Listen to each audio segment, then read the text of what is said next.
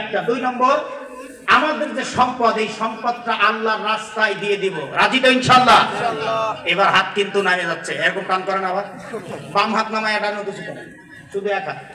2 হাত উঠাইতে কষ্ট হচ্ছে এখন, এক হাত। অনেকেরই ওঠে নাই, ওটা নাই ভাই, ওঠান না কেন? হাত উঠান, এই যে টের পাই নাই, হাত উঠান। শীত নাই কিছু না, হাত পকেটে রাখছে। এই ডান হাত, এই ডান হাতের কাম করা লাগবে, হাত পকেটে ঢুকাই দেন। একটা কাম করেন, আল্লাহ বলছেন সম্পদ দেওয়ার জীবন দাও। এখন সম্পদ দিবেন, জীবন দেওয়ার সময় জীবন দিয়ে দিবেন। আমি খুব কম সময়ের মধ্যে, হয়তো 15 মিনিটের মধ্যেই সর্বোচ্চ এখান থেকে আমি নেমে যাব।